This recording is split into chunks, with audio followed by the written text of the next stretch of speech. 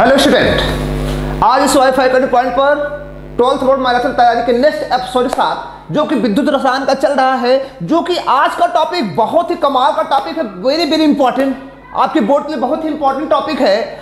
और इस टॉपिक से हमें बहुत सारी ऐसी प्रॉपर्टियां मिलेंगी जिससे हमें सीख मिलेगी कि कौन सी क्रिया हो सकती है, कौन सी क्रिया नहीं हो सकती, अब क्रियाओं में क्या प्रोडक्ट बनने वाले हैं, ये सब चीजें हमें सीख पाएंगे।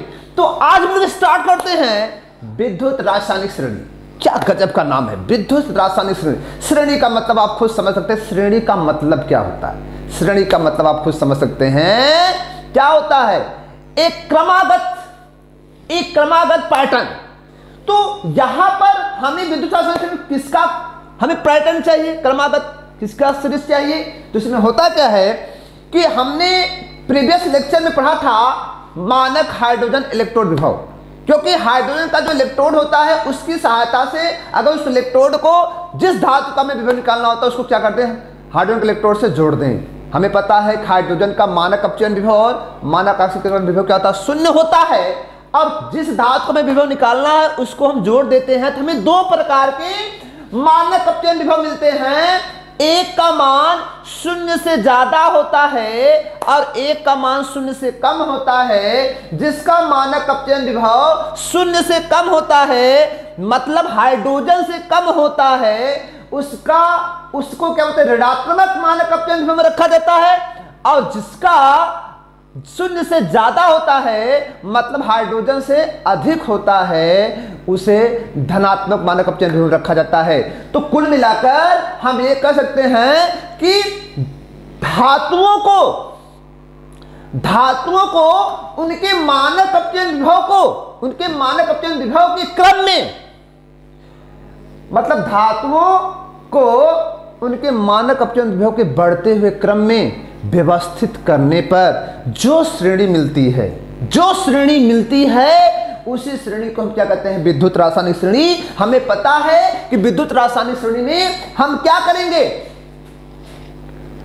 छोटे मानक अपचयन विभव से बड़े मानक अपचयन विभव की तरफ चलेंगे, मतलब ऋणात्मक मानक अपचयन विभव से धनात्मक मानक अपचयन विभव की तरफ चलते हैं। और जिसमें देखते हैं कि उस क्रम में चलने पर हमें क्या होती है, धातुओं की एक श्रेणी मिल जाती है, उसी श्रेणी को क्या कहते हैं, मानक अपचयन विभव। या हम इसको दूसरी भाषा में कह सकते हैं, धातुओं को उनकी क्रियाशीलता के बढ़ते हुए क्रम में या घटते हुए क्रम में व्यवस्थित करने पर जो सीरीज हमें मिलती है, जो श्रेणी हमें मिलती है, उसे विद्युत रासायनिक श्रेणी कहते हैं। क्या कहते हैं, विद्युत रासायनिक श्रेणी कहते हैं। फिर हम लोग देखते हैं कि विद्युत रासायनिक श्रेणी क्या होती है, धातुओं के उनके मानक अपचयन विभव के बढ़ते हुए क्रम में व्यवस्थित करने पर जो श्रेणी मिलती है उन्हें विद्युत रासायनिक श्रेणी कहते हैं। जिसमें मानक हमारा क्या लिया गया है, हाइड्रोजन। तो बताओ, एक धातु का सबसे अच्छा प्रवृत्त क्या होता है, धातु धनात्मक होती है, लेकिन अपचयन का मतलब क्या होता है, जो इलेक्ट्रॉन को लेती हूं, जो इलेक्ट्रॉन को ग्रहण करती हूं। जैसे लिथियम प्लस लिखा गया है, जिसका मतलब अपचयन होने का मतलब वो इलेक्ट्रॉन, लिथियम पर क्या होता है, एक प्लस होता है, एक इलेक्ट्रॉन लेकर क्या लिथियम बना लेती है, मतलब इसका अपचयन हो रहा है। और ये मानक दशा में इसका कुछ विभव होगा जो कि हाइड्रोजन से जुड़ने पर। तो हमें देख पा रहे हैं लिथियम का माइनस में वैल्यू है -3.04, जो सबसे कम है। फिर क्या है, पोटेशियम है, फिर बेरियम है, स्ट्रेंशियम है, कैल्शियम है, सोडियम है, मैग्नीशियम है, एल्युमिनियम है, मैंगनीज है, जिंक है, क्रोमियम, आयरन, कैडमियम, कोबाल्ट और कुछ मेटल्स को हम देखते हैं। कोबाल्ट के बाद हम देख पा रहे हैं, कोबाल्ट के बाद हम किसको देख पा रहे हैं, कोबाल्ट के बाद आप देख पा रहे हैं निकिल, टीन, लेड और हाइड्रोजन। जिसमें ये हमें दिख रहा है, अगर हम लोग देखें, जिसमें हमें दिख रहा है कि हाइड्रोजन, देख पा रहे होंगे कि जो हाइड्रोजन है, हाइड्रोजन का अपचयन विभव शून्य है, शून्य -0.0 है। और इसके ऊपर वाले का विभव क्या है, इसके ऊपर वाले का विभव आप देख पा रहे हैं, इसके ऊपर वाले का विभव क्या है, ये ऋणात्मक में है। किसमें है, ऋणात्मक है। और ये वैल्यू आप खुद देख पा रहे किसमें है, धनात्मक में है। तो बताओ ये हमारा क्या है, हम लोग किसमें चल रहे हैं, बढ़ते हुए क्रम में है, घटते हुए क्रम में, बढ़ते हुए क्रम। किसके बढ़ते हुए क्रम में, मानक अपचयन विभव। अब वो मानक अपचयन विभव किसमें लिया जाएगा, वो मानक अपचयन विभव किसमें लिया जाएगा, इलेक्ट्रॉन वोल्ट में लिया जाएगा। तो इस सीरीज को हम क्या कहते हैं, विद्युत रासायनिक सीरीज कहते हैं। लेकिन सबसे बड़ा प्रश्न ये है कि हम नहीं देख पा रहे हाइड्रोजन की कॉपर की कितनी होती है 0.34, फिर मरकरी की है, सिल्वर की, प्लेटिनम और गोल्ड की। सबसे ज्यादा मानक अपचयन विभव किसका होता है? गोल्ड का होता है। मतलब गोल्ड में अपचयन करने की प्रवृत्ति ज्यादा होती है। लेकिन हम सामान्य भाषाओं में जानते हैं धातुओं में क्या होती है? ऑक्सीकरण की प्रवृत्ति होती है। तो आप खुद समझ सकते हैं कि ऑक्सीकरण से ये डरता है लेकिन अपचयन करना पसंद करता है। तो इसका मतलब ध्यान दें कि सीरीज में जो गोल्ड प्लेटिनम दिख रहा है इन्हें हम अक्रिय धातु कहते हैं। ये अर्थात ये धातु बनना पसंद कम करते हैं, इनके अंदर धातुओं का लक्षण कम पाया जाता है। लेकिन अब सबसे कमाल का चीज है कि हम इतनी बड़ी डाटा प्लस माइनस ऑक्सीकरण कैसे याद करें। तो हम परीक्षा के लिए आपको इतना बड़ा ढोकोसला नहीं दे रहे हैं। आप परीक्षा के लिए बस दिमाग में रखिएगा कि हाइड्रोजन के विद्युत संश्लेषण में हाइड्रोजन के ऊपर वाले का मानक अपचयन ऋणात्मक होता है जो कि कम से किधर बढ़ता है? ज्यादा तरफ। और जो नीचे वाले होते हैं उनका क्या होता है? धनात्मक होता है। और विद्युत रासायनिक शरीर में क्या किया गया है? धातुओं को उनके मानक अपचयन विभव पर बढ़ते हुए क्रम में रखा जाता है, उसे विद्युत। अब परीक्षा में मैं आपको एक छोटा सा ट्रिक दूंगा, उस ट्रिक का प्रयोग करिए। अब वही सीरीज को आप परीक्षा में यूज करिए, आपका क्वेश्चन एक सरलता से उसका आंसर आपका सही माना जाएगा। हमारी ट्रिक है, इस ट्रिक का आप देखिए इस्तेमाल करिए। हमें पता है हमारे स्टैंडर्ड कौन है। देखिए यहां पर क्या हो रही है? एक पार्टी चल रही है। पार्टी में क्या है? बहुत बुजुर्ग लोग हैं। और जब बुजुर्ग लोग होते हैं तो आप समझते हैं सम्मानित व्यक्ति होते हैं तो उनका भैया क्या होता है? कुछ ऑर्डर देते हैं। वो लेते नहीं, वो ऑर्डर देकर लेना चाहते हैं, मतलब आज्ञा देकर काम करते हैं, वो स्वयं लेते नहीं। तो देखिए वो बुजुर्ग लोग हैं क्या? मैं फार्मूला बनाऊं लिथियम से, देखो मैं कहां चल रहा हूं, लिथियम से बढ़ता हुआ कहां चल रहा हूं? गोल्ड। और हमने देखा विद्युत रासायनिक गोल्ड में मानक अपचयन विभव सबसे ज्यादा होता है। अभी देखा आपने 1 + 1.50 और किसका? लिथियम का -3.0 सबसे कम होता है मानक अपचयन विभव। तो बताओ ये मानक अपचयन विभव का बढ़ता क्रम है कि नहीं? है ना। लेकिन अब इसको हम कैसे याद करें इतने बड़े फार्मूले को? बताओ इसमें सबसे बताओ यहां पर हम लोग फार्मूले कैसे याद करें? देखिए इस फार्मूले को याद करने के लिए मेरी अपनी एक ट्रिक है। ट्रिक क्या है? लिथियम का मैंने यूज किया है लिथियम के क्या? लिथियम के क्या? बाबा। लिथियम के बाबा क्या? सरदार। लिथियम के बाबा सरदार। और कौन? काका, काका, नाना। सो एन का मतलब नाना, सी का मतलब काका। क्या मांगे? मांगे। मांगे क्या? आलू। क्या मांगे? आलू। आज्ञा दे रहे हैं आलू दीजिए। लेकिन जिसको कह रहे हैं वो बोल रहा है मैंने जिंदा, मैंने जिंदा क्रो फ्राई, मैंने जिंदा क्रो फ्राई कर दिया, कर दिया। मैंने जिंदा क्रो फ्राई कर दिया। कर दिया मतलब कैडमियम, फ्राई मतलब आयरन। कर दिया। कोई नहीं, मतलब ऑर्डर दिया गया लिथियम के बाबा सरदार काका नाना मांगे आलू, मतलब ये ऑर्डर दिया गया। मांगे, मांगे क्या? आलू। ये ऑर्डर में है। वो क्या मांग रहा है? आलू। क्या मांग रहा है? आलू मांग रहे हैं। लेकिन क्या किया गया बताओ? मैंने जिंदा क्रो फ्राई कर दिया। मैंने जिंदा क्रो फ्राई कर दिया, मतलब जिंदा क्रो फ्राई कर दिया गया।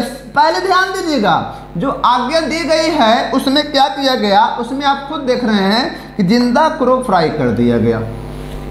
क्या फ्राई कर दिया गया? जिंदा क्रो फ्राई कर दिया गया। मतलब पहला सेंटेंस है मांगा कुछ गया, कुछ और बनाया गया। तो इसका मतलब क्या है? जो कहा गया वो सुना नहीं गया। कोई, कोबाल मतलब कोई, निकल मतलब नहीं, तीन मतलब सुना, प्रभु, प्रभु, यच मतलब हमारी, इसका मतलब हमारी आज्ञा का पालन कोई नहीं किया। तीसरा वर्ड ये है। और जब आप जानते हैं आज की दुनिया में जब कोई ऐसा कहा कुछ और गया, करा कुछ और गया, उसको लोग देख के हंसने लगते हैं। तो अगला सेंटेंस कहता है कुछ, कुछ, मतलब वहां की जो पार्टी चल रही थी कुछ हंसी, कुछ हंसी आज, हंसी मतलब मरकरी, आज मतलब सिल्वर, आज पर और, मतलब उस पार्टी में कुछ और मजा आ रहा है। क्या आ रहा है? और मजा आ रहा है। आज कुछ हंसी और, मतलब कुछ हंसी और। हम ये देख पा रहे हैं कि कुछ हंसी और, क्या और। फिर से देखते हैं इसको, फिर से देखते, ट्रिकी अंदाज में देखते हैं। लिथियम के बाबा सरदार, लिथियम मतलब लिथियम, के मतलब पोटेशियम, बाबा मतलब बेरियम, सरदार मतलब स्ट्रेंशियम, काका मतलब कैल्शियम, सीए, नाना मतलब सोडियम, मांगे मतलब मैग्नीशियम, आलू मतलब एल्युमिनियम। ये क्या मांगे? मैंने मैग्नीज, जिंदा, जिंक, क्रोमियम, फ्राई, आयरन, कर दिया कैडियम, कोई, कोबाल्ट, सीओ, नहीं, निकेल, सुना, तीन, प्रभु, लेड, हमारी हाइड्रोजन, और कुछ कॉपर, और हंसी मतलब मरकरी, और एच मतलब आज, सिल्वर, प्लेटिनम तब पर, और ये मतलब और। मतलब इसको हम फिर से देखते हैं। लिथियम के बाबा सरदार, काका नाना मांगे आलू। फिर क्या हुआ? मैंने जिंदा करो फ्राई कर दिया। तो मतलब जब कर दिया तो उन लोग बुजुर्ग लोग क्या बोले? कोई नहीं सुना प्रभु हमारी। कहां सुनते हैं आज बुजुर्ग को लोग?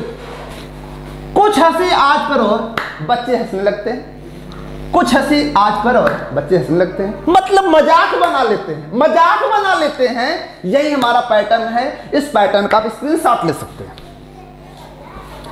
तो बताइए, हम विद्युत रासायनिक को ट्रिकी में अंदाज में याद करते हैं। बताओ ये मानक अपचयन विभव का बढ़ता हुआ क्रम है, जो कि अलग अलग भिन्न भिन्न धातुओं का है, और इसी सीरीज को, धातुओं के इसी मानक अपचयन विभव बढ़ते हुए सीरीज को क्या कहते हैं? विद्युत रासायनिक सीरीज कहते हैं, श्रेणी कहते हैं, विद्युत रासायनिक श्रेणी कहते हैं।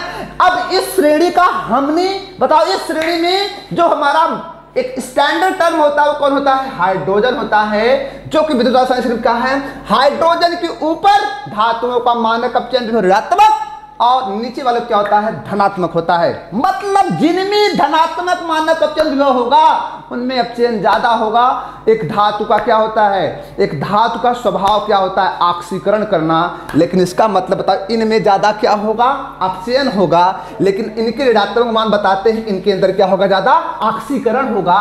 तो उसी चीज को हम देखते हैं। आखिर हम क्यों पढ़ रहे हैं? विद्युत रासायनिक श्रेणी का क्या अनुप्रयोग है, क्या इंपॉर्टेंस रूल है, हम उस पर आज चर्चा करेंगे। देखते हैं। तो पहले बताइए, अगर मैं प्रश्न करूं, बताइए, आप बताएं कि अगर लिथियम का अपचयन विभव, मानक अपचयन विभव कितना है? मतलब इसका एसआरपी कितना है? बोलो कितना है? -3.04 है। और गोल्ड का कितना है? गोल्ड का है, अभी आपने देखा था, गोल्ड का कितना है? +1.50। तो बताओ ये मानक अपचयन विभव किसका ज्यादा? गोल्ड का है। तो बताओ, हमें पता है कि इसका उल्टा क्या होता है? -SO2 होता है, मानक ऑक्सीकरण विभव। और एक धातु क्या करनी चाहती है? ऑक्सीकरण करना चाहती है, मतलब वो इलेक्ट्रॉन को देना पसंद करती, न कि इलेक्ट्रॉन को लेना पसंद करती। बताओ, तो बताओ SO2 अगर हमने देखो तो इसका कितना होगा?